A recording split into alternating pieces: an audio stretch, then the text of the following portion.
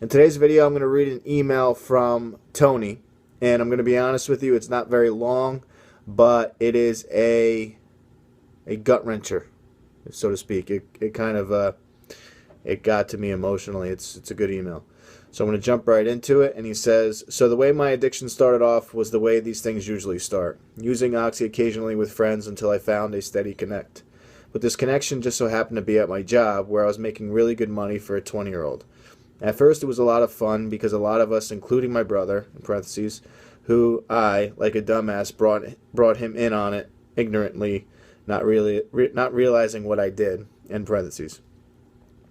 We would all put an order in together, go get high in the parking lot, until eventually getting the Oxy was as much a part of the work as the actual job. My brother and I started pitching our money together every day to support each other's habits, and we kept it from everyone, even our cousins and my girlfriend, who hung out with us every day. Well, eventually the Oxy was too expensive, and we graduated to heroin, because it was cheaper and everywhere. This was a turning point because I knew things were getting bad now, but I no longer gave a shit. The only thing that mattered was getting high. I can remember a few different times when we had to do some sketchy stuff, or went on all-night benders that followed into the next day, sitting there saying, this has to stop, this is out of control. But of course it didn't stop.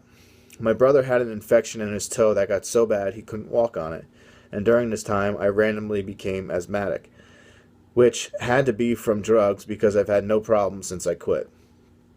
I supported his dope habit along with mine, which led to me not paying all of my bills, and my girlfriend and parents were always on me about not having money for anything, but like a true addict I had no problem lying or manipulating them to continue my use.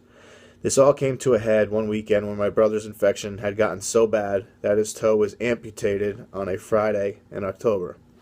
The Sunday after that, 2 days later, I went and picked up, went home, got us both high, and we were watching football with our dad.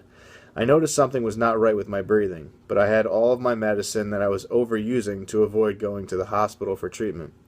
A couple hours later, I decided something was really wrong, and I needed to go to the hospital, and I attempted to drive myself to the hospital.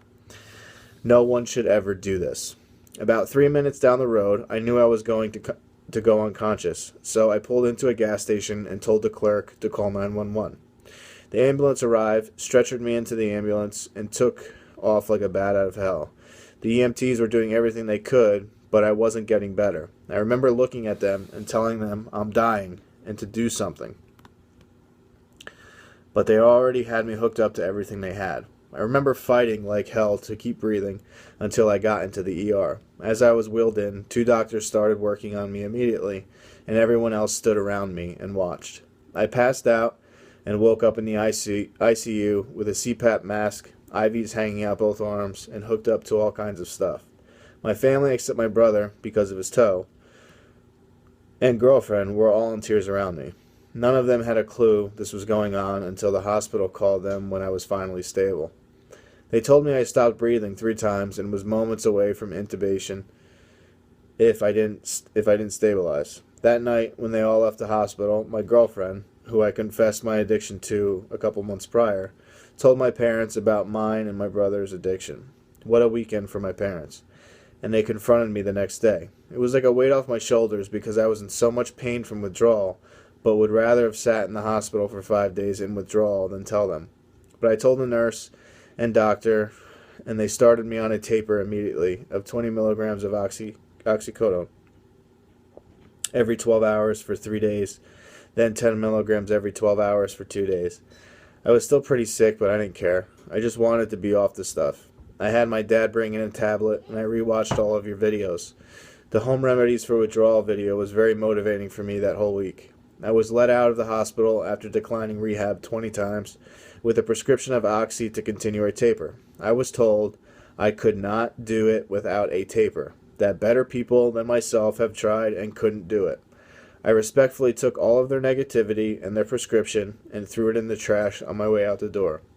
My brother and I both quit that job, cut all ties from everyone using opiates, and haven't touched an opiate since October of last year. But I still watch your videos if I'm having a rough day or if I'm on YouTube. I'll go check out the channel to hear some news stories. Sorry if this was unreadable. I wrote it on my phone. Thank you, Tony. Thank you, Tony. I appreciate that email. And it's one hell of a story. And I'm glad you're better and you're in recovery and kicking ass. So congrats to you and your brother. I'm glad things worked out the way they did, and thank you for sharing your story. If you'd like to share your story, you can email me at ryan@compsupport.com. In the subject line, put YouTube story, my story. Let me know if you want to use your first or last name or stay anonymous. Continue sharing the stories, the videos, and leave some comments. Keep watching, and thanks.